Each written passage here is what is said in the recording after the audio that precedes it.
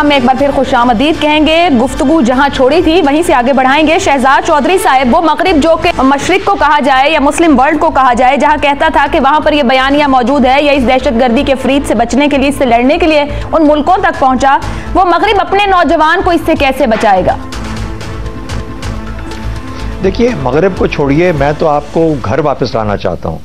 ये असल में मसला देखिए, जब शुरू में किया ना, हंटिंगटन ने कहा कि क्लैश ऑफ सिविलाइजेशंस, फिर एक जर्मनी में एक इसके ऊपर बहुत ज्यादा बहस हुई और एक clash within civilisations, clash in civilisations जो है उसके ऊपर बातचीत शुरू हुई। और अब बड़े अरसे से, अब तो ये बहुत बड़े बड़े मईशतदान जो हैं इस दुनिया के, उन्होंने, पिकेटी उसके अंदर बहुत मशहूर है, उसने जो इनइक्वालिटी, जो आपस में ये तफावत है माशरों के अंदर, तबकाती जो डिफरेंसेस हैं, इसके ऊपर बहुत काम हुआ। और अब दुनिया चीख चुकी है तकरीबन जितने भी मईशतदान हैं कि यार ये किस किस्म का निज़ाम हमने क्रिएट कर लिया है, जहाँ पे अमीर अमीर तर है और गरीब गरीब तर है। और ये हमारे मुआशरे का भी एक मसला है। मिसाल के तौर पे जब आप कहते हैं कि आपका 99% जो है वो बिल्कुल से उसका कोई ध्यान करने वाला नहीं है, ऊपर वाले 2-4% लोग जो हैं वो इस वक्त अशराफिया जिसे कहते हैं, वो तो देख, असल में जो आपको ये सब के सब सिंबल्स हैं, वो उसके असरात हैं जो आप देख रहे हो। कभी आपको मुसलमानों के खिलाफ एक चीज नजर आती है, कभी विद इन द सिस्टम आपको कुछ करता हुआ नजर आता है, कभी कोई समझता है कि मुसलमान या माइग्रेंट्स आए, उन्होंने हमारी जगह ले ली। असल में मसला ये होगा अल्टीमेटली, क्या आप उस जगह से, उस वक्त से डरते हैं जब आप ही के लोग आपके खिलाफ खड़े हो जाएंगे? क्या रेवोल्यूशन उस तरीके से नहीं आती है हमारे यहाँ?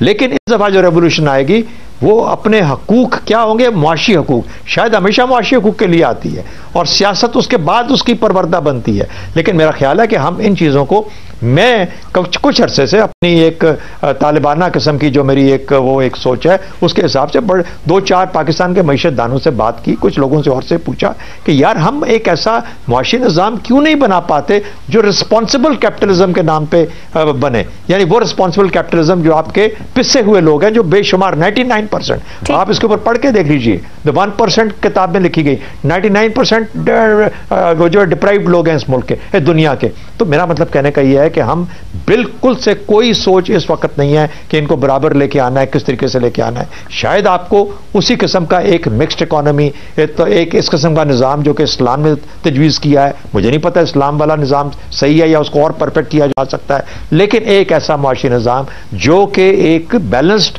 किस्म की ग्रोथ लेके आए, बैलेंस शेयर दे लोगों को, और फिर हर एक को मौका और उम्मीद दे कि हाँ उसके पास एक मौका है आगे बढ़ने का। मेरा ख्याल है उसकी जरूरत है, जो कि अब एक threat with in the system बनती जा रही है, विद इन ईच सिविलाइजेशन बनती जा रही है। बैलेंस निज़ाम, मुआशी निज़ाम। और ये मकबूल जान साहब, दुनिया की क़यादतें जो हैं उनका फोकस कहीं है इस वक्त के मुआशी हुकूक लोगों को देने या उन पर काम करना जरूरी है, या फिर ट्रंप, मोदी या बड़ी रियासतों को हम देख लें, वहां फोकस है वोट लेना, चाहे आप इंतहा पसंदी के बयानियों को फैलाएं और फिर वोट हासिल करें। फोकस इख्तिदार का हुसूल है या लोगों को हुकूक देना? देखें, पहली बात तो यह है कि पूरी दुनिया जो है ये 45,000 कॉरपोरेशन का होस्टेज बनी हुई है। उसको 500 कोर कॉरपोरेशन कंट्रोल करती हैं और 20 या 22 बैंक्स जो है ना वो उसको गवर्न करते हैं। ये बहुत सही बात की है शहजाद चौधरी साहब ने कि वो जो रीडिस्ट्रीब्यूटिव जस्टिस का तस्वर है उसके बगैर आगे हम कैसे चल सकेंगे। मतलब यह है कि 425 लोग ऐसे वक्त दुनिया में, ये ऑक्सफैम की अभी की रिपोर्ट है, 425 लोग इस वक्त ऐसे हैं कि जिनके पास इस वक्त दुनिया में इतनी दौलत है कि अगर वो तकसीम कर दी जाए तो कोई भूखा ना रहे, कोई नंगा ना हो, किसी के पास हेल्थ फैसिलिटी मौजूद ना हो, कोई ऐसी सूरत हाल एजुकेशन ना मिले, साफ पानी ना मिले। 50 लोगों के पास दुनिया की 65% दौलत आ चुकी हुई है। और ये इसलिए होता है कि बुनियादी तौर पर इन्होंने एक तस्वर यूनिफॉर्मिटी ऑफ कल्चर का शुरू किया था, यूनिफॉर्मिटी ऑफ सोसाइटीज का शुरू किया हुआ था कि जनाब वहां से फिलीपीन से रहने वाला एक ही तरह का बर्गर पहनेगा, एक तरह का शू पहनेगा, एक तरह की जीन्स पहनेगा, एक तरह के हीरोज रखेगा, सारा कुछ किएगा। उन्होंने पूरी दुनिया को जिस तरह यरगमाल बनाया हुआ है और उस आर्टिफिशियल क्रेडिट क्रिएशन के जरिए, जिस तरह आप खुद सोचे ना कि आपने पूरी दुनिया में से 200-250 अरब डॉलर आप खरीदते हैं और जाके खरीदने जाते हैं तेल। आज अगर तेल बिकना शुरू हो जाए पाकिस्तान के रुपए में तो $1 के $80 पाकिस्तान में बनना शुरू हो जाए। ये है इक्वेशन पूरी की पूरी जो बनी हुई है। इस सूरत हाल में गोरा जो है, आप एक बात बताऊं, गोरा जो है वो मैशत में इस हद तक हो चुका है, पूरे के पूरा बर्मिंघम में कारों की फैक्ट्रियां उठती थी, उठाई जाके चीन में लगा दी। टेक्सटाइल इंडस्ट्री के सारा पूरा मैनचेस्टर भरा होता था, जाके ताइवान में लगाया, मलेशिया में लगाया, वहां लगाया। एब्सेंटी किस्म की वो कमाई करता है, अपने बंदों के लिए उसको रोजगार रहते नहीं, अपने बंदे जो है वो आगे नस्ल पैदा नहीं करते। ये ऐसा क्राइसिस बन चुका हुआ है, हैव नॉट। अल्लाह का शुक्र है कि हम लोग अफ्रीका में पैदा नहीं हुए। जो बुरा हाल मैं अफ्रीका गया, मैं हैरान रह गया कि जो उनके साथ बीती है वो तो शायद किसी के साथ बीती ही ना हो। दुनिया का इतना खूबसूरत खित्ता, इतनी ज्यादा अनाज उगाने वाला, और कहत का शिकार है। उनको कैश क्रॉप से लगाया, उनके हाथ में नोट पकड़ा दिए। वो नोट जब उनके पास बोरियां नोटों की आ गई, कहा अच्छा तुम्हें गल्ला चाहिए, एक बोरी वापस कर दो, अच्छा तुम्हें चावल चाहिए, दूसरी बोरी भी वापस कर दो। ऐसा क्राइसिस है, और इसके अंदर अब वो चाहते हैं कि हम दोबारा से वापस उस कॉलोनियल पावर की तरफ आ जाएं जो हमारी एक जमाने में जहां सूरज ग्रुप नहीं होता था, और हम उसी तरह जनाब हमारा यूनियन जैक भी लहराए, और हमारा फ्रेंच वो फिफ्टम भी हो। ये चीजें अब नहीं चलने वाली। अब चलेगा क्या? इम्तियाज आलम साहब, न्यूजीलैंड की वजीर आजम कहती है असलहा पॉलिसी तब्दील करेंगे। असलहा पॉलिसी की तब्दीली से क्या माइंडसेट तब्दील हो सकता है? क्या मुआशरा मतलब दुनिया को तवाजुन में लाना जरूरी है, या ये ऐसे ही निजाम आगे बढ़ेगा?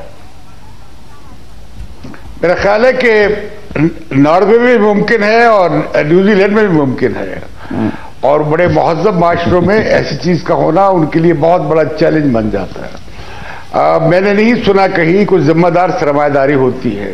मेरे दोस्त शहजाद चौधरी साहब तलाश में है कि पिछला जो सरमायादारी का निज़ाम है ये चल नहीं पा रहा।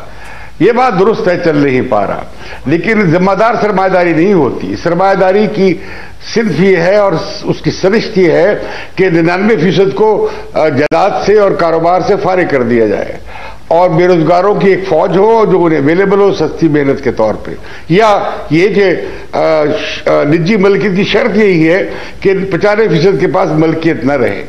तो ये तो उसके ऊपर बेस्ड है। फिर ये भी मसला नहीं है यूरोप का कि उन्होंने खानदानी मनसूबाबंदी पे अमल कर दिया। ये पाकिस्तान के जो खानदानी मनसूबाबंदी के मुखालिफिन हैं उनको इससे कोई हौसला लेने की जरूरत नहीं है, और ना ही ये दुरुस्त है कि वहां पे लोगों ने काम करना बंद कर दिया है और हम बहुत ज्यादा काम कर रहे हैं। मैं समझता हूं कि हमें अपनी फिक्र ज्यादा करनी चाहिए। हमारे यहाँ जब इंतहा पसंदी आती है, हमने उसका अभी तक न मजहबी सतह पे, न फिक्री सतह पे, न नजरियाती सतह पे, न रियासती सतह पे उसको टैकल करने की जो कोशिशें होनी चाहिए वो नहीं की है, और हमारे लिए ये बड़ा मसला है, और हमारे लिए तोहमत का बाइस भी है, और हमारे माशरे को तरक्की से रोकने का ये सबब भी बन रहा है। हम अपनी बीमारी का इलाज करें, हम अपने जो ऐब हैं उन्हें दूर करें, ना कि मगरिब के ऐबों की निशानदही करके हम अपने लिए कोई मुसर्रत का मुकाम हासिल करने की कोशिश करें।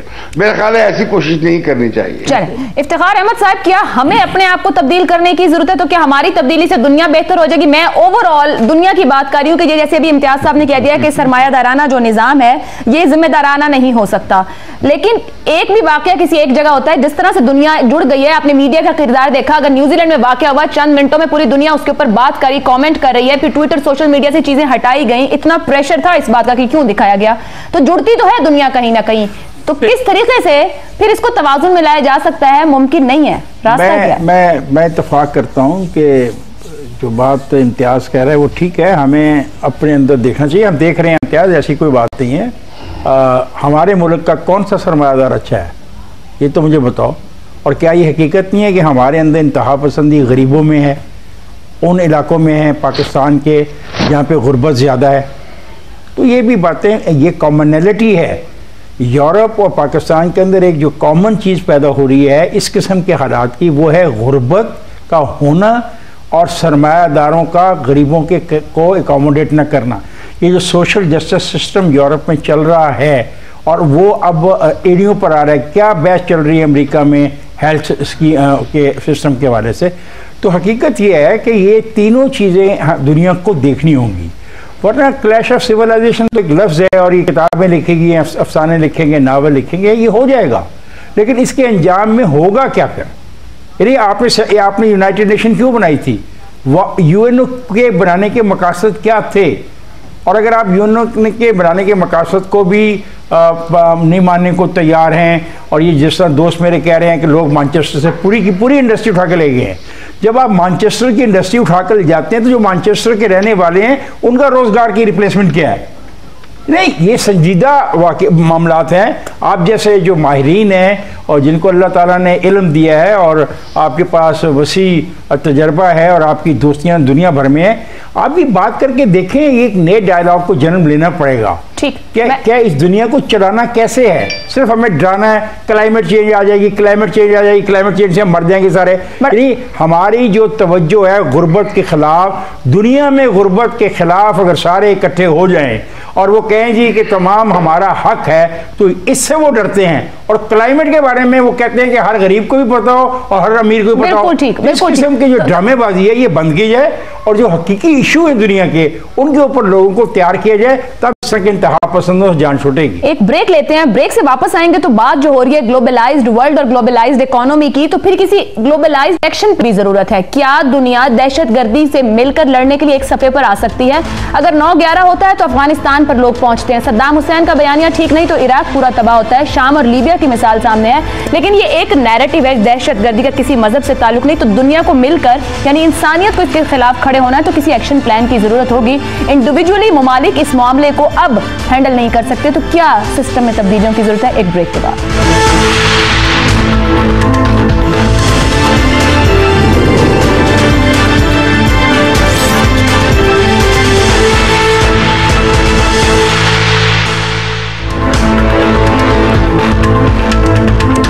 प्रोग्राम में एक बार फिर खुशामदीद। बात कर रहे थे, जानेंगे अपने मेहमानों से कि ग्लोबल नेशनल एक्शन प्लान की क्या दुनिया को इस वक्त जरूरत है? हुकूमतों और रियासतों को क्या अमन और दहशतगर्दी जो है इन बयानियों को समझने और इस पर स्टैंड लेकर एक सफे पर आने की जरूरत है? मैं प्रोग्राम में वक्त कम है, मैं चाहूंगी एक मिनट में आप इस बात को वाइंड अप करें। शहजाद चौधरी साहब, दुनिया को किस तरह की तब्दीलियां लाने के सिस्टम में जरूरत है कि इंसानियत को बचाया जा सके या महफूज रखा जा सके, जो निजाम इस वक्त मौजूद है उसमें रहते हुए?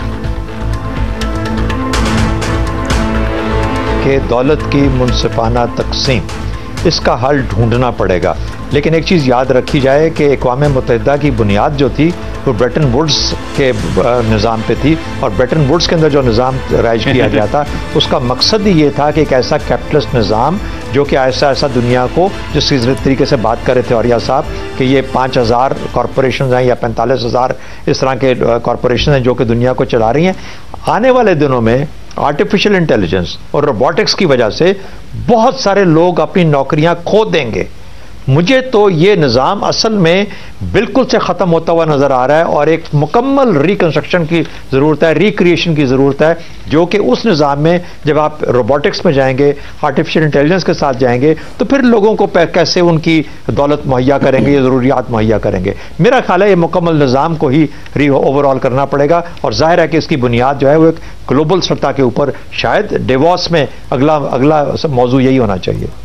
और ये मकबूल जान साहब, यूनाइटेड नेशंस का कोई किरदार समझते हैं हो सकता है? अभी तक तो उस पर उंगलियां उठती हैं, सवाल उठते हैं कि उसकी तो करारदादों की कोई से नहीं। ये जो हम बात कर रहे हैं कि जहां समझने की जरूरत है कि किस तरीके से इस दहशतगर्दी के नैरेटिव से या बयानिए से बिना किसी तफरीक लड़ा जाए, यूनाइटेड नेशंस कुछ कर सकता है?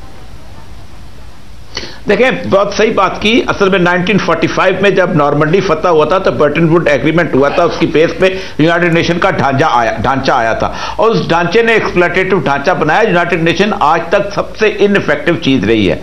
और एक बात बताऊं, सिंपल सादा सी बात, अमेरिका में सबसे ज्यादा है वो होते हैं कि लोगों के पास असला है। पूरी की पूरी कांग्रेस जो है वो इस हद तक गुलाम है उन लोगों की कि वो आज तक असले की खरीदो फरोख्त पे पाबंदी नहीं लगा सकी। वो कहते हैं हमसे पैसे लेके इलेक्शन लड़ते हो और तुम हमारे खिलाफ ही आके खड़े हो जाते हो। मतलब सारा जो है $15 ट्रिलियन अमेरिकन जीडीपी है, $16 ट्रिलियन अमेरिका के ऊपर कर्जा है, ये बनते हैं $31 ट्रिलियन। अमेरिका के सरमायादारों ने $32 ट्रिलियन चोरी करके केमन आइलैंड में रखा हुआ है टैक्स चोरी करने के लिए। पूरी तारीख में कांग्रेस की एक आवाज नहीं उठती कि ये पैसा लेके आओ। 1922 में एक बंदे ने कहा था, तो रॉकफेलर ने कहा था, you are a dog you should bark from our side. ये फिक्रा, इतना सख्त फिक्रा उसने बोला था। मसला सारा यह है कि $6.8 बिलियन ओबामा को मिलते तो इलेक्शन है और वो जिनके होते हैं ना, वो ओबामा से वही काम कराते हैं, वो ट्रंप से वही काम कराते हैं जो करा रहे हैं, और वो करेंगे। या वॉर थिएटर होगा, उनका असला बिकेगा, उनका मिलिट्री इंडस्ट्रियल कॉम्प्लेक्स चलेगा, दुनिया में कुछ तो खून होगा, वो पैसे कमाएंगे। इम्तियाज साहब, असलहा बेचने के लिए जरूरी है कि जाने तो फिर जाएंगे, असला जगह सिस्टम में तब्दीली कैसे आ सकती है? किसी नेशनल एक्शन प्लान की दुनिया को जरूरत है इस वक्त? मेरा ख्याल है कि दुनिया अपने मामला देख लेगी, और जो शहजाद साहब कह रहे हैं कि उन्होंने अच्छी बातें की है, दुनिया को उस पर गौर करना चाहिए। हमारे लिए मसला ये है कि हम जनूबी एशिया के बारे में गौर करें, यहाँ जंगें खत्म करें, बातचीत करें, मसाइल हल करें, गुर्बत को खत्म करें, अवाम की फलाह के लिए काम करें। और ये जो जंगबाजी है और ये इंतहा पसंदी है, भले हिंदू इंतहा पसंदी है, भले मुस्लिम इंतहा पसंदी है, इससे जान छुड़ाए, गुर्बत से जान छुड़ाए, जहालत से जान छुड़ाए। हम अपना खित्ता ठीक कर ले तो हम फिर कुछ कंट्रीब्यूट कर सकेंगे आलमी सतह पर। इफ्तिखार साहब, खित्ता कैसे ठीक होगा? असलहा बेचने वाले असलहा बेचेंगे, इस खित्ते के लोग असलहा खरीदेंगे, लड़ाइयां वही है। जब तक दहशतगर्दी की तारीफ और उससे निमटना कैसे, ये दो मुल्क भी नहीं समझेंगे तो कहां मामला आगे जाएगा? मैं बिल्कुल इत्तेफाक करता हूं अपना इम्तियाज आलम से। जो इम्तियाज ने कहा हमें वही करना चाहिए। खुद ब खुद ही लोग असला छोड़ देंगे खरीदना, बड़े अच्छे हो जाएंगे बच्चे, गोलियां वोलियां नहीं खरीदेंगे, ना बम खरीदेंगे, ना अच्छे जहाज़ खरीदेंगे, ना फ्रिगेट खरीदेंगे, प्यारे प्यारे रहना शुरू कर देंगे। ओ भाई मेरे, बात यह है कि इस इंतहा पसंदी को लड़ना ज़्यादा ज़रूरी है, पाकिस्तान में भी और पाकिस्तान के हमसाया मुल्क में भी। वहाँ पे ज़्यादा इंतहा पसंदी बढ़ रही है भाई, तेरे लिए मैं अर्ज़ कर रहा हूँ, ख्याल रखना, सोना जाना। बहुत बहुत शुक्रिया चारों मेहमानों का, शहजाद चौधरी साहब, औरिया मकबूल जान साहब, इम्तियाज आलम साहब और इफ्तिखार अहमद साहब। दहशतगर्द ना कोई मजहब है, ना कोई नस्ल, ना कोई सोच, ना ही बयानिया। दहशतगर्दी का मकसद सिर्फ दहशत, खौफ फैलाना और नुकसान देना है। सोचने की बात यह है कि पहले सियासत को रखा जाए या मईशत को, जो हमारे मेहमानों ने बात की, मगर इंसानियत का सबसे ऊपर होना जरूरी है।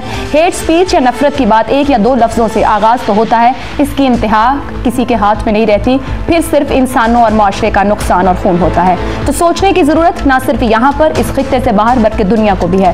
प्रोग्राम आपने देखा, फीडबैक भेज सकते हैं। इजाजत दीजिए, अल्लाह हाफ़िज़।